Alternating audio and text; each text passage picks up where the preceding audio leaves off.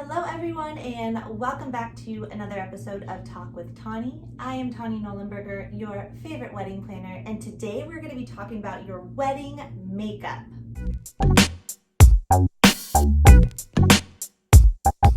Our goal is to create, educate, and have a ridiculously good time. Today we are spotlighting an amazing makeup and hair guru, online educator of the Bold Beauty Method, and overall smoky eye expert, Meagan Brown. Meagan, welcome to the show. Hello. Hi, Meagan. So, Meagan, can you just tell the audience a little bit about yourself and your business?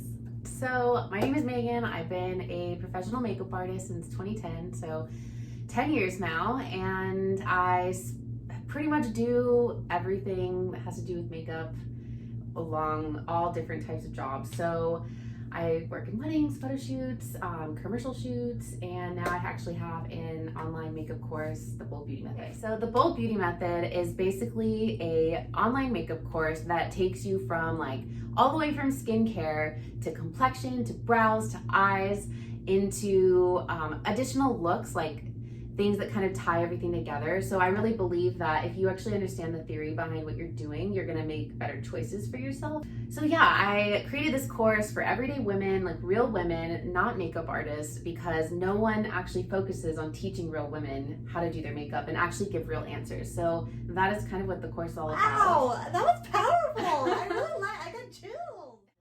Who doesn't want that in their daily life? Yeah. Oh my gosh, that's amazing. Thank you. Yeah, I love it. I'm super excited. My students have had really amazing results, and also they're able to do a full face of makeup within 15 minutes. So. How has the current pandemic kind of affected you, your business, maybe the business of beauty in general? Yeah, so a lot of things have been on hold and there's been a lot more smaller type of jobs. So as far as weddings go, I actually just finished my second wedding, coming back into 2020 for weddings, and what I'm starting to just notice is that everything is just getting a lot smaller and more like micro weddings or elopements and just smaller type of gatherings. So that is more of the trend that I'm seeing, and which I like, because I feel like if you're really wanting to get married, you should go through with that plan. Of course, if you want a bigger wedding, you're gonna want to postpone, but yeah, that's pretty much what I'm seeing. Agreed, definitely agreed. What would you say is the future of beauty and weddings? Obviously, we're seeing the trend of people shifting either to have smaller celebrations or postponing their larger wedding. But do you see, our bride's gonna start doing their own makeup and putting on false lashes? What are we gonna see as trends? Or do you still think that people are gonna need these services? I think a lot of brides still want to have that experience with getting their makeup done. Because it's their special day and they want to have that full experience. Basically, what I'm kind of seeing is the combination of having me there on the day, or also now learning how to do it themselves virtually. I had a pretty small wedding. This was actually last year, pre-COVID, but it was 40 people, and I still got my makeup and hair done because, like you said, I wanted that experience. It's so fun. I got to be with my girlfriends in the salon. We just chit-chatted, and I still got to feel beautiful, and I suck at doing my makeup, so I need experts like you to help me out. So I love that. So makeup is here to stay, everybody. Speaking of makeup, what would you say is kind of maybe your ideal client, or what is your makeup style that you do? Yeah, so I really, really believe in makeup enhancing you and keeping it about your beauty versus about just the makeup. If you were to meet someone, I would rather them say wow, you look really beautiful, versus wow, your makeup looks great. I think that the whole focus should be on the person. So my style of makeup, like I said, is just more about enhancing the person. So whenever I'm working with someone one-on-one, we go through a whole process to figure out what their inspiration is, but we pretty much figure out what their comfort zone is, what type of makeup they're wearing on a regular basis. And then we kind of cater and take certain parts of the inspiration and like combine it to make it really just customized to the person. So I'm really all about, like, again, enhancing the person and creating a custom look that is going to be like special just for them. That's part of the experience of working with you. And this is kind of just something that I've experienced before, of course not with you, but I don't wear a lot of makeup on a regular basis, and sometimes when I've gotten my makeup done professionally, I'm kind of like, whoa, this is like a lot of makeup and it's kind of caked on.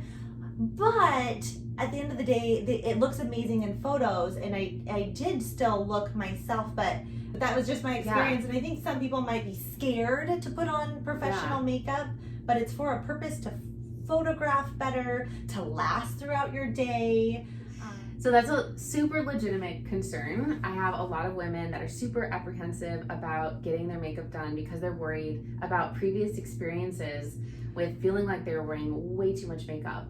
So first of all, I think that it's almost more important that you feel comfortable in person and people seeing you in person and feeling good about the way that looks. Yes. So there are definitely ways that you can enhance the makeup to still look good in photos while still looking good in person. So I'm really, really big on, like, if your makeup doesn't look good in person, like, what is the point? And if you feel uncomfortable, like, that's going to read throughout the day. Absolutely. So you need to feel comfortable, like, in person, and it's going to still look good in camera and video. But there's just like that fine line, and that's again where like a professional makeup artist should know how to do that. Right. My number one rule is to keep foundation as sheer as possible, as long as you get the necessary coverage. So basically, like, instead of wearing a full face of makeup of coverage, if you need to have, if you have a problem area, you would be spot concealing those areas. So everywhere is sheer, and you just put coverage in the places that need it. I love your lingo. Everywhere is sheer, coverage. Is this not a pro makeup artist, you guys? This is why she's here. I love it. So speaking of kind of bridal day looks and makeup, what is your process when going to define the right look for each bride? How do you go about finding samples? Is it Pinterest, or kind of where are they getting their inspiration, or where should they get their inspiration from to come to you to kind of create their look? Yeah, it's a good question. So I actually have a process that I work with my brides, and I basically have like a video that gets sent out to them to explain exactly what the process is, and just to kind of like summarize, like basically finding real life examples. So for example, like red carpet events or any type of event that's photographed where you can tell that there's no Photoshop and you can really see like the person, because again, I feel that beauty is more about the person, not the makeup. So when you're finding inspiration images, maybe think about your celebrity lookalike, or someone that you really admire their beauty and how they present themselves. And we kind of go off of those type of images, and that's usually the direction that we go in. So I'm not huge into like the typical YouTube, Instagram, Pinterest bridal makeup looks, just because again, like, especially if you're looking to look more natural in person, then you are going to want to save images that are going to represent that. Whereas all those other images are usually overly photoshopped, or they're super close up and they look beautiful, but when you see that in person, it looks extremely heavy. Right. So that's so true. And very made up. And I think that's just the difference of like what everyday women see versus what I see is like the difference of how that actually reads and what it would look like in person, and I just can tell the difference. And you make people do a little homework. I like that. Yeah, it's important. It is really important. It's important because it's a whole process. You really have to understand what it is that you want and how to look for what you want, versus if you're looking at a whole bunch of images but you don't really know what that's supposed to translate to. That makes it so much harder. True. So in the era of COVID, obviously you keep things clean with your products and your brushes, but kind of tell us a little bit about that process for you. How are you cleaning extra? What if I'm a bride coming to you, like, I'm a little concerned about your product and brushes, what is kind of an answer that you would give me?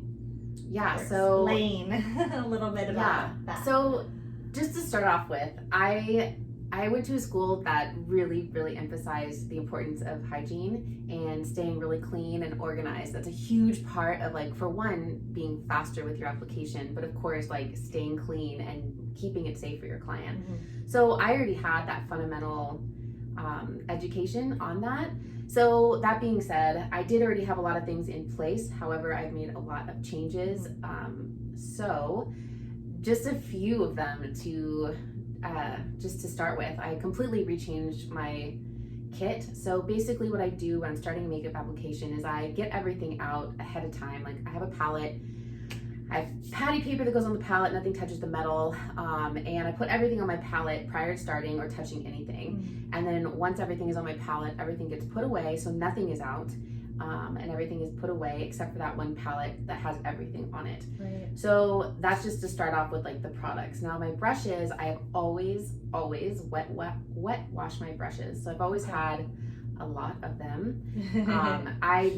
For one, like, cleaning in between clients has just never been something that was time efficient. And also, like, the disinfectant sprays that you do in person, it never fully cleans brushes. So wet washing them has always been my go-to, and really, really actually keeps the brushes clean. So if you're looking at brushes and you can see any kind of makeup residue, then they're not clean.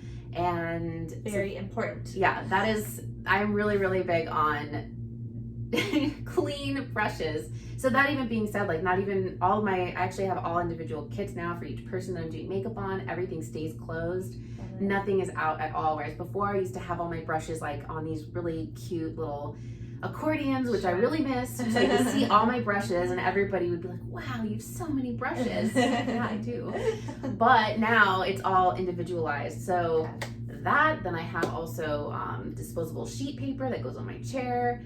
I spray my shadows with disinfectant. I don't even put brushes into my shadows anymore. I actually have a bamboo round, and I get all my shadows on the bamboo round, and I only use that to do makeup. So there's a lot that I've changed, which has been a little bit of, like, a learning curve, but at the same time, like, it actually makes me feel better that I'm, like, not putting anything in, like, nothing is touching anything once it touches a person. That is so important. Yeah. I think you guys could find comfort knowing that your expert makeup guru is keeping you clean and sanitized. Another, I would say, really important question is, well, maybe this is a two-part question, Meagan. One, when do people book your services? How far out? Would you say a month before? Would you say 6 months before? You know, what was a good timeline to book their makeup artist for their wedding day? Yeah, so that is, I feel like, changing at the moment because there's been so many reschedules. I am actually, like, in the process of booking right now into November 2021. So right now it is August of 2020. So that is way more than a year out. Yeah. You know, so with all the reschedules and all of the brides that are planning to get ready or married in 2021, I would say, like, you're actually going to want to book your vendors, all of your vendors, like, as soon as possible, just because everyone is booking up because of everyone not being able to get married this year. So everything is kind of getting doubled versus before it was always kind of more spread out. True. So I would just say, like, if you have to still hire your makeup artist or any other vendors, do it as soon as possible because you want to be able to have that first choice of who you want to work with. Great advice, and we're screaming this from the top of our lungs, you guys.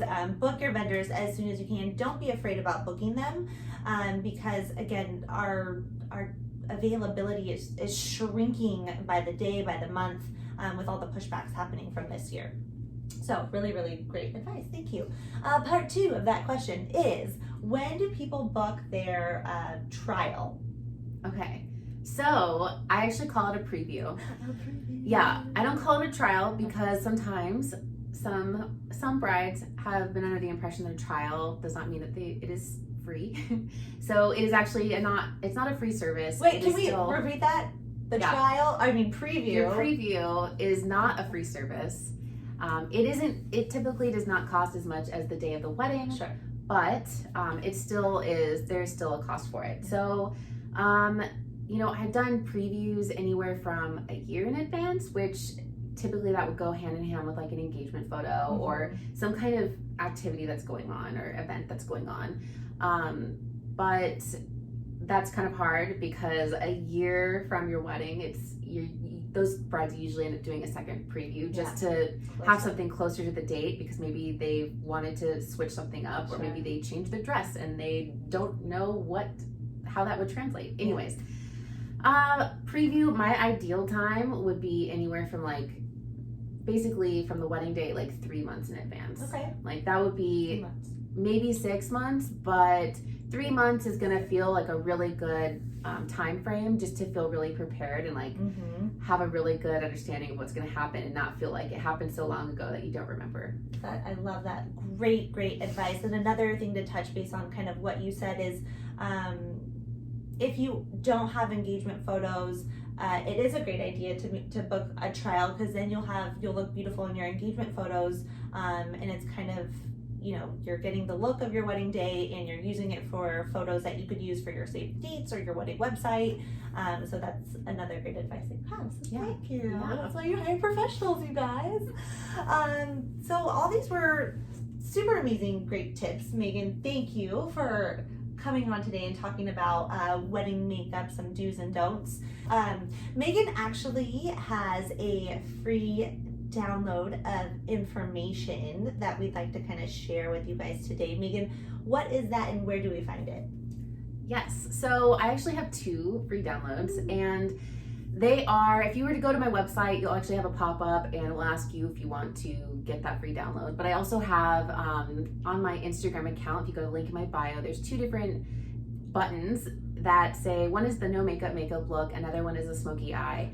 So once you get this download, you actually get like a pamphlet. It's full of like a step-by-step information. It has product recommendations based off of eye color, and also a video with each one. So you're actually gonna have like a step-by-step and a video to follow to kind of learn a little bit more, and even just kind of get some really good tips. Like there's a lot of information that a lot of women don't even think about. So I really try to give information that's not out there that just helps with like quick application, because I'm really big on like easy, quick, but also still really looks good. Like 100%. I am a mother now. I don't have time to do my makeup. So if you're a mom, or if you just need to learn a little lesson or two, this is your girl. Well, thank you, Meagan. I just had a ridiculously good time. Yeah, that was fun.